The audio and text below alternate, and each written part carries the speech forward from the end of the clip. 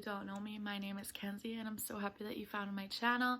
Today I'm going to be reading more of my followers' scary stories. This particular one is one of my Instagram friends. Her name is Jess and I'm so excited to share some of her stories. She has quite a few of them, so I'm only going to be sharing a couple with you today, but maybe one day if she's down I could like FaceTime her and put it up as a video, like screen record it. I don't know how I could make that work, but hopefully one day I can do that for you guys because she has so many different experiences. So she shared a couple. I'm going to be reading them off of my computer. And so let's just go right into her scary stories. She says, most recent story is from about 3 weeks ago. I was walking down my hallway and into the kitchen. I was alone in the apartment at the time, and I heard a door click open. So I peered down the hallway from the kitchen, and I saw the closet door ajar. It was not when I passed it earlier. I say hello and simultaneously feel static come at me, and the door began to open all the way on its own. Like, if this isn't the stuff of nightmares, I don't know what is.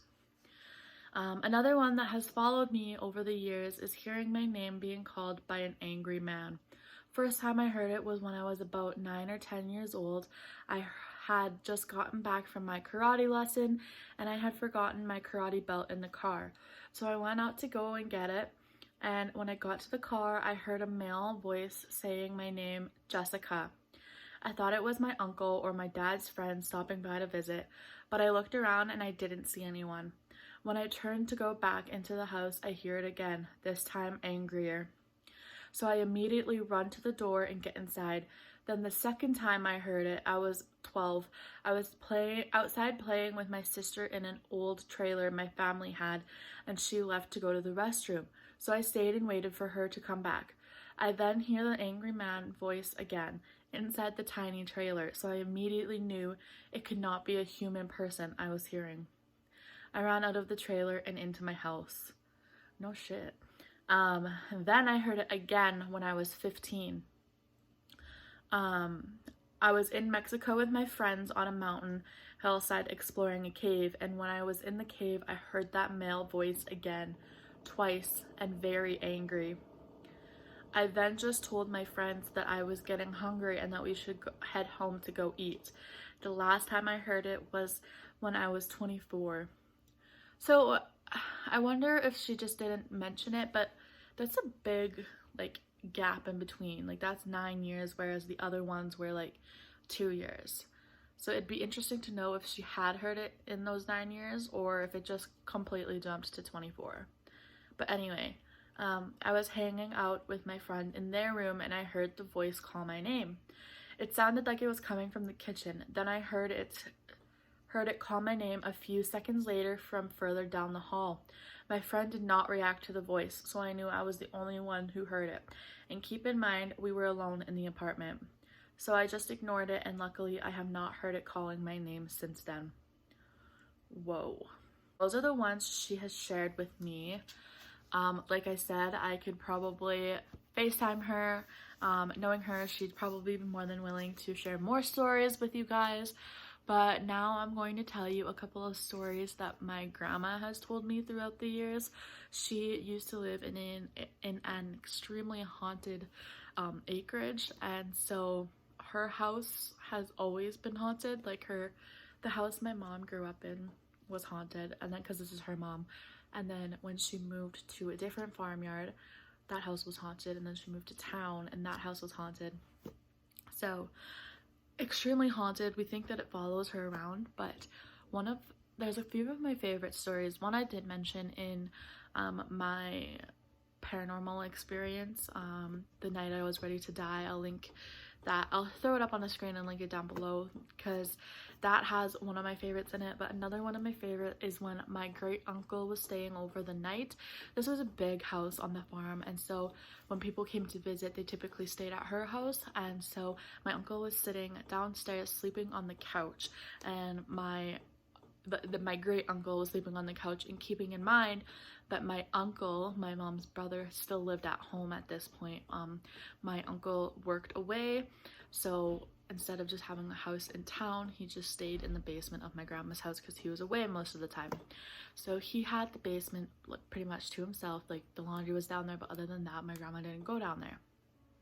And then my uncle was sleeping, my great uncle was sleeping on the couch, and my great grandma came down the stairs to wake him up for supper or for whatever, and she sees like the blanket pull off of his legs, like just pull, and then so nothing happened, and then so she goes even further down and it just yanks off because like my uncle wasn't responding to my grandma.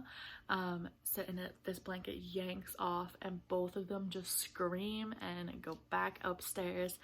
And I'm pretty sure from what I heard, my uncle did not stay in that house for the longest time after that. I mean, really, who blames him? That's like Queen Mary room B340 type of shit, like the covers just being ripped off of somebody, and the fact that there was a witness to that was like absolutely crazy to me.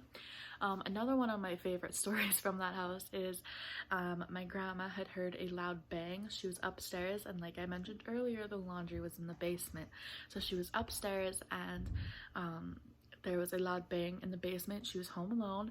This was one of the times where my uncle was away working, so she was home alone, and she's a widow, so she's home alone.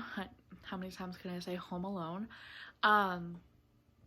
She went downstairs, and so the way that it worked in this laundry room, it was like kind of like this open concept. There was like the laundry here, and then bookshelves here, like hanging on the wall, and then I think there was like a cupboard underneath the bookshelves. I think, I could be wrong, but the bookshelves were hanging on the wall.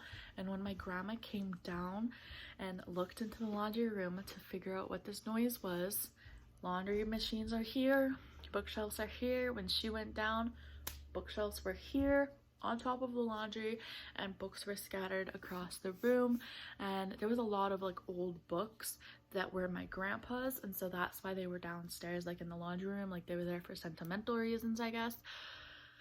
Like that's so bizarre to me. Like it, like the shelf flew across the room, and like that was the loud noise. Like how bizarre. Like that's the stuff out of horror movies. And it's so weird because when I was a kid, I heard all of these stories. I don't know how I wasn't terrified. I think when I was younger, I thought they were fake. Like I thought they were just scary stories. But now that I'm older, I find them amusing. Like yeah, they're slightly terrifying. Like who wants a bookshelf flying across the room? Like thankfully nobody was in the room. But yeah, a lot of stuff happened at that house. Maybe one day I will grab my grandma on a phone call and she can tell you all about it. But that is it for today's video, you guys. I hope you did enjoy. I post videos every single day in the month of October, so I hope you subscribe so you never miss a video, and I will see you in the next one. Bye.